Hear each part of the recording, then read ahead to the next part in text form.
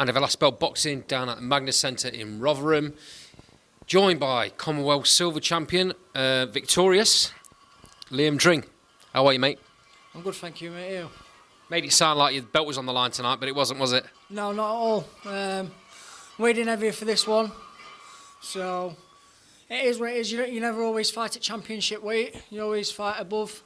And then, obviously, when you're fighting for a belt, you go for championship weight, don't you? So. Yeah, it's one of them. I mean, when I came down to the gym, you were fighting an Indian kid. Yep. That didn't happen. Obviously, tonight you fought Sebastian Castillo. Yep. These things change, don't they, right?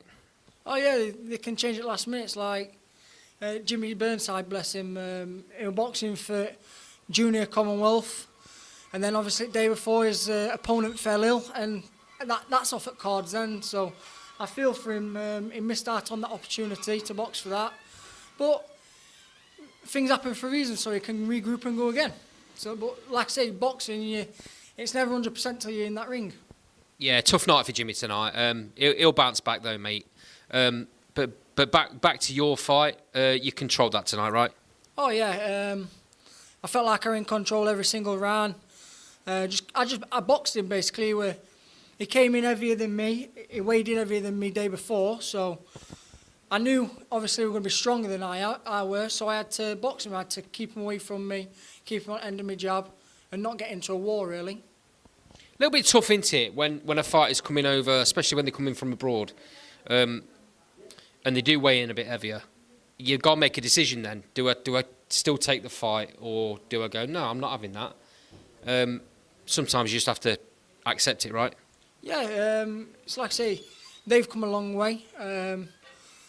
You can get on a plane and always put weight on anyway. I can remember going to training camp for Ventura. I went out lighter than what I were. Come back and I put like 3-4 pounds on. I'm like, what's happening here? But a couple of days down the line, 4 days down the line, it gone again.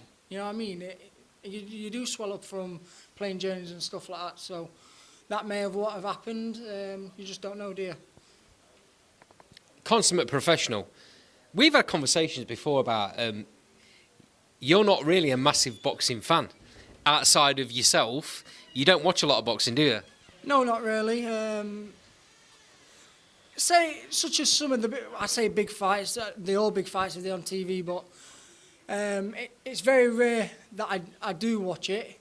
I'm usually tired. I'm in bed. I want to go to sleep. You know what I mean? That may sound a bit selfish because I want people to come and watch me, but yeah, that's because you graft hard, mate, all day long. That's it, yeah, graft hard on sites like Josh Padley. Look what he's done. That amazing. 4 days notice on site as an electrician. Same with me. I'm on site as a joiner every day in, day out. Train before work, train after work, and it's an hard life. So when you come home, what you want to do is just get in bed and go to sleep. But just because you're not a big fan of watching boxing doesn't mean you can't compete, right? I mean, I've just had that conversation with Jay in there, and he was just telling me about how you do his head in daily, ringing him up, asking him questions about this, asking him questions about that. I weigh this today, Jay, I weigh that today. What do you want me to do? Yeah, I'm one of them, like, I like to know everything, you know, I like to know ins and outs and everything. Is like, listen, just leave it with me, that's my job. But I like to know what weight I've got to be. Then, say if I am overweight or if I'm under, I tell him anyway, just keep him on track so he knows just as well as I do. You look very strong in there tonight, Liam.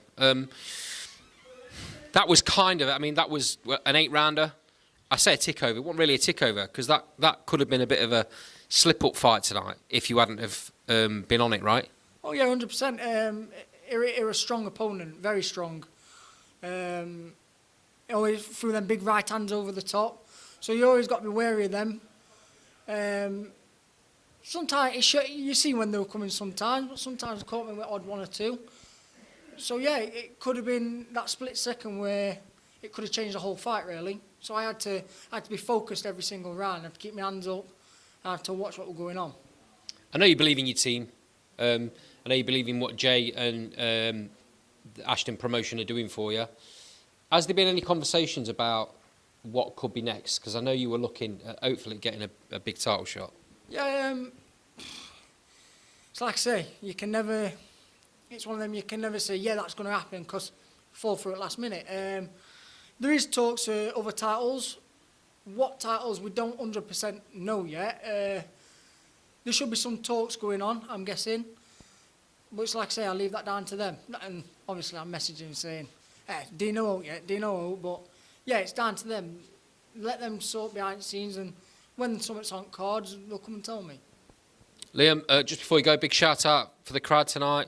You've got some great travelling fans. I love it when you're on, because obviously you've got the gimmick with the IVs as you've got on. Boxing joiner, exactly. But all the fans buy into that as well, and they're all wearing visors. That's it, and I want that to grow. I want it to get more and more popular as I go on. I want to see more of the my visors. I tell you, what I do like to see is obviously you're watching some of the earlier fights and no one's got them on. Then all of a sudden it comes to my fight and all you see is just loads of IVs. It's like, where's everyone come from? So yeah, I love it, yeah. Do you know what? I did wonder. I was out there earlier and watching the early fights, and they want a single one, and I thought to myself, has he told them not to wear them today? No, they always, some might feel a bit embarrassed sometimes walking around in a bright IVs, but they like to put it on when I fight. Get air horns out, whistles, make some noise in there. And they did just that, mate. It makes for a great atmosphere. Always your fans bring it, mate. Always. So last one, sponsors. Yeah. So I'd like to sponsor. I'd like to thank M Judge Joinery, Empire, Bronze Luxury Tanning Studio, SLK Seeds. There's LAS Autoborn, SC Travel, and Port West. Do wonders, right? They do wonders. 2 seconds. If I missed one, I apologise. I've got quite a few. They do wonders, though, right? Really important. Oh yeah, massive amounts. They help loads, obviously, from kit to nutrition, then to medicals yearly.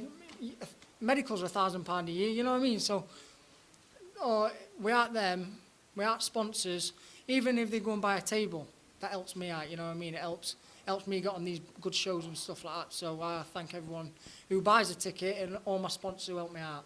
Yeah, fans are really important, because without them and without them buying the tickets, you don't get the opponents, do you? No, not at all.